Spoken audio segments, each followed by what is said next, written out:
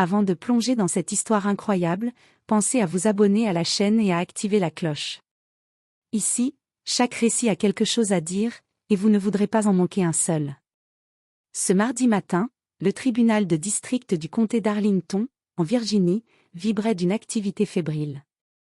Le hall principal résonnait d'un mélange de pas précipités, de conversations en sourdine, et du froissement nerveux des dossiers que des assistants juridiques pressés portaient contre leur poitrine. L'air était chargé d'une odeur subtile de papier jauni, de café tiède, et d'impatience contenue. Dans la salle d'audience 4B, les bancs étaient déjà bien remplis. Des avocats au visage tendu ajustaient leurs cravates. Des accusés anxieux, souvent seuls, se rongeaient les ongles ou balayaient la salle du regard, à la recherche d'un signe rassurant. Les néons blafards accentuaient la froideur du lieu, murs en béton clair, bancs de bois dur, microphones grésillants, et cette horloge murale qui semblait juger chaque seconde. À la présidence siégeait le juge Walter Hornsby, une figure bien connue du barreau local. Âgé de 63 ans, ce magistrat à la posture rigide portait sa robe noire comme un roi porte sa cape, avec une certaine solennité, presque théâtrale.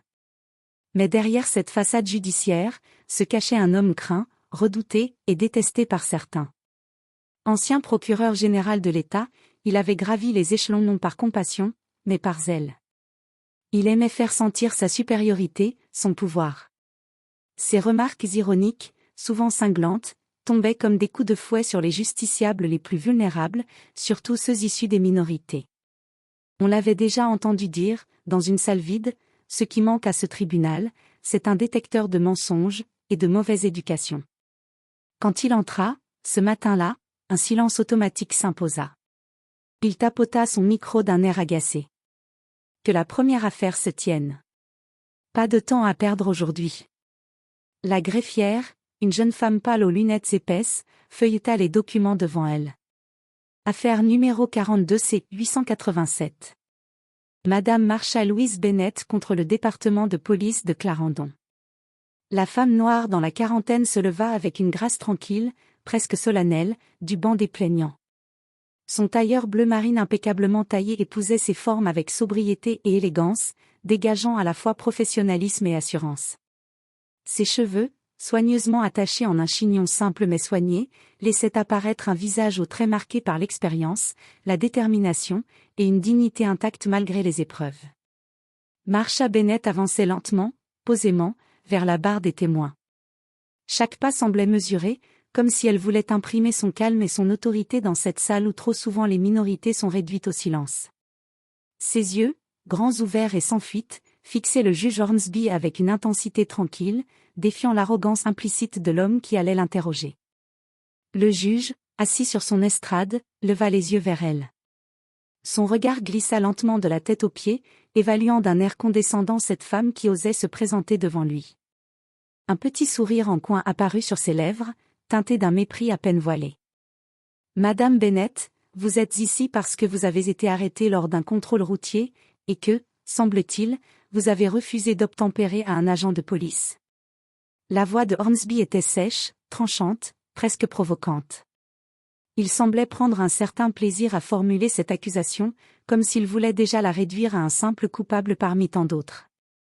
Marsha, imperturbable, répondit calmement, sa voix claire. « Non, votre honneur. J'ai présenté mon identification fédérale dès la première demande. J'ai simplement demandé à appeler mon superviseur afin de confirmer mon identité et la nature de ma mission. » Un rire moqueur s'échappa de la bouche du juge. Il pencha la tête sur le côté, jouant la surprise feinte, et lança d'un ton sarcastique. « Votre identification fédérale ? Permettez-moi de deviner, vous travaillez à la poste, n'est-ce pas ? » Le rire s'amplifia, plus étouffé, venant des quelques spectateurs assis au fond de la salle, ceux qui partageaient l'attitude condescendante du magistrat. Ils murmuraient entre eux, visiblement amusés par ce qu'ils considéraient comme une forme de prétention déplacée. Mais Marsha ne bougea pas d'un cil. Elle ne détourna pas le regard, ne se renfrogna pas, ne montra aucun signe de faiblesse. « Non, monsieur. Je ne travaille pas à la poste. » Sa voix était ferme, posée, sans colère ni reproche, mais chaque mot portait le poids d'une vérité qu'on refusait de voir. Le juge Hornsby, piqué, changea d'approche, glissant vers une forme de sarcasme plus acerbe. Peut-être que vous êtes avocate, alors? Ou une de ces activistes toujours prêtes à faire des vagues? L'atmosphère dans la salle se fit plus lourde. Même la greffière, habituellement impassible, baissa les yeux, gênée. Elle ressentait la tension qui montait, la frontière invisible entre autorité et abus qui était sur le point d'être franchie. L'avocat de Marsha, maître d'Eric Malone, un homme d'une quarantaine d'années au regard vif et à la voix posée, se leva doucement, mais fermement. Votre honneur, je vous prie de rester dans les limites du respect et de la décence envers ma cliente. Ces insinuations sont inappropriées et n'ont pas leur place dans cette salle d'audience. Hornsby, visiblement agacé par cette interjection, leva la main comme pour couper court. C'est moi qui tiens cette audience, maître Malone. Pas vous. Son ton était ferme, presque menaçant, laissant entendre que toute contestation serait vaine. Mais Marsha ne se laissa pas intimider. Ce moment, elle l'avait attendu, préparé. Elle savait que sa bataille ne serait pas facile, mais elle ne reculerait pas. Car ce procès n'était pas seulement pour elle, mais pour tous ceux que le système piétinait sans vergogne. Jusqu'ici silencieuse, Marsha resta immobile quelques instants, laissant peser le poids de ses paroles dans l'air lourd de la salle. Puis, avec une lenteur presque cérémoniale, elle plongea la main dans son sac à main en cuir noir, en sortit un portefeuille tout aussi sobre et élégant, et s'approcha de la barre avec une gravité qui capta instantanément l'attention de tous. Les murmures cessèrent aussitôt. Tous les regards se braquèrent sur elle. Marsha ouvrit délicatement le portefeuille, révélant un badge officiel, brillant sous les lumières blafardes de la salle d'audience. Voici mon badge, votre honneur. Le juge Walter Hornsby fronça les sourcils, plissant les yeux pour déchiffrer ce qui était inscrit sur la carte. Sa posture se redressa, ses doigts crispés sur le bureau. Il se pencha en avant, cherchant à mieux voir, son visage passant de la surprise à l'incrédulité. Il blêmit soudain, son sourire moqueur disparut, remplacé par un trouble visible. Sur la carte, en lettres d'or et en caractères officiels, on pouvait lire United States Secret Service. Agent spécial Marshall Bennett. Clearance niveau 5. Sécurité présidentielle et opérations financières spéciales. Un silence de plomb tomba dans la salle, plus lourd que n'importe quelle condamnation. Le souffle semblait suspendu, chaque personne présente consciente d'assister à un moment exceptionnel, presque historique. Marsha, d'une voix calme mais ferme, reprit. Le 12 mars dernier, j'ai été arrêté sans explication par le sergent Harold Lewis. Plaqué violemment au sol, menotté, privé de mes moyens de communication pendant près de 90 minutes, malgré avoir immédiatement présenté ce badge. Elle fit une pause, laissant ses mots résonner. J'étais en mission fédérale, affectée à la sécurité présidentielle, en déplacement officiel ce jour-là. Cette arrestation n'a pas seulement été illégale, elle a été profondément humiliante.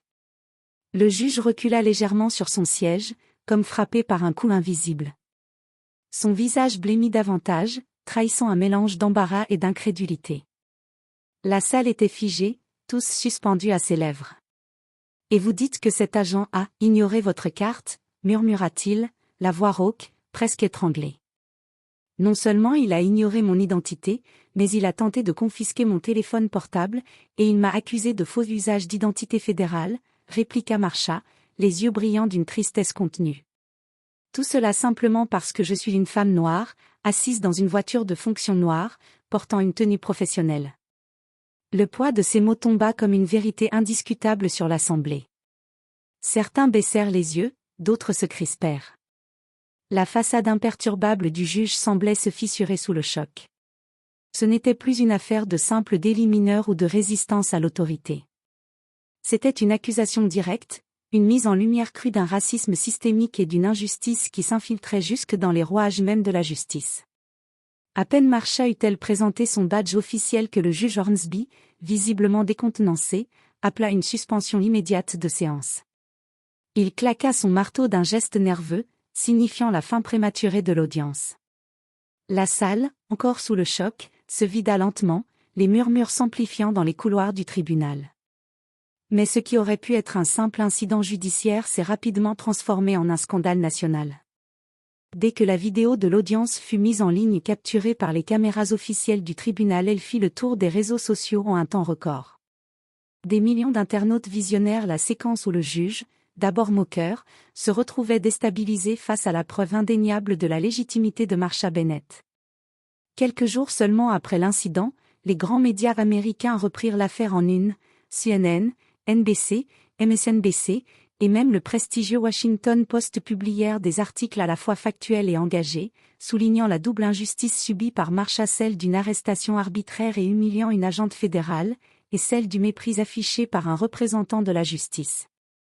Le titre de certains articles fit le tour du pays. Une agente du secret service humiliée au tribunal quand les préjugés surpassent les preuves. Le tollé fut immédiat. À Arlington, une ville pourtant réputée pour sa diversité, des manifestations pacifiques furent organisées en soutien à Marsha. Des centaines de personnes, de toute origine, descendirent dans la rue, brandissant des pancartes portant des messages poignants. Elle protégeait le pays, ils ont nié son humanité. Justice pour Marsha, justice pour tous.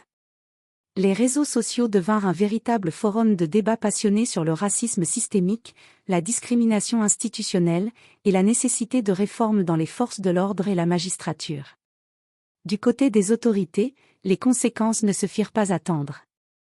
Le sergent Harold Lewis, l'agent qui avait menotté Marsha sans justification, fut suspendu dès le lendemain de la diffusion de la vidéo. L'enquête interne révéla plusieurs plaintes similaires contre lui pour comportement abusif et discrimination, jusqu'à ce que son licenciement soit officiellement prononcé quelques semaines plus tard. Le juge Walter Hornsby, quant à lui, fut placé en congé administratif, le temps qu'une commission d'éthique judiciaire examine son comportement. Les plaintes pour conduite inappropriée, abus de pouvoir et manque d'impartialité s'accumulèrent. Devant la pression publique et médiatique, il fut convoqué devant une audience disciplinaire. La procédure allait s'étendre sur plusieurs mois, mais déjà, son autorité et sa réputation étaient irrémédiablement ternies. Quelques semaines après l'affaire qui avait secoué le tribunal d'Arlington, Marsha Bennett accepta de s'exprimer publiquement, mais uniquement une fois. Cette interview exclusive fut réalisée pour l'émission d'investigation 60 minutes, reconnue pour ses portraits incisifs et ses enquêtes approfondies. Sous les projecteurs, face à l'emblématique journaliste, Marsha apparut calme, digne et résolue. Son visage était marqué par la fatigue, certes, mais aussi par une détermination indéfectible. « Je n'ai jamais vécu cette expérience comme une exception », commença-t-elle, sa voix mesurée mais vibrante d'émotion. « Ce que j'ai traversé, des millions de femmes noires aux États-Unis le vivent tous les jours.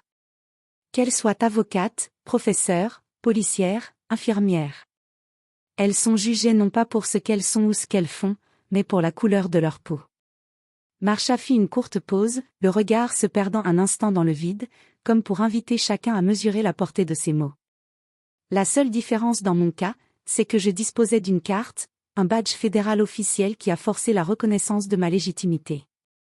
Mais que faire pour toutes celles qui n'ont que leur vérité, leur dignité ? Pour celles qui, chaque jour, subissent le racisme systémique sans pouvoir brandir un signe ou une preuve écrite ? » Le silence dans le studio était palpable.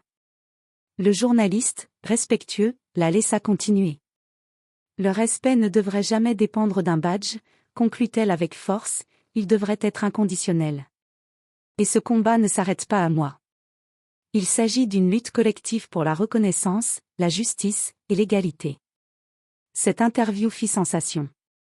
Elle donna une voix forte et claire à une réalité trop souvent tue ou minimisée. Elle incita des milliers de téléspectateurs à remettre en question leurs propres préjugés et à réclamer des changements. Malgré l'épreuve, Marsha Bennett poursuivit sa carrière au sein du United States Secret Service avec un engagement renouvelé.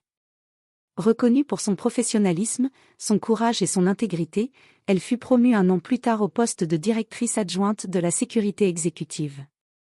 Cette nomination fit d'elle la première femme noire à accéder à ce rang prestigieux, un symbole puissant pour toutes les femmes et minorités aspirant à briser les plafonds de verre. Quant au juge Walter Hornsby, la tempête médiatique et institutionnelle eut raison de lui. Placé sous enquête disciplinaire, il préféra prendre une retraite anticipée, loin des projecteurs et dans un relatif silence.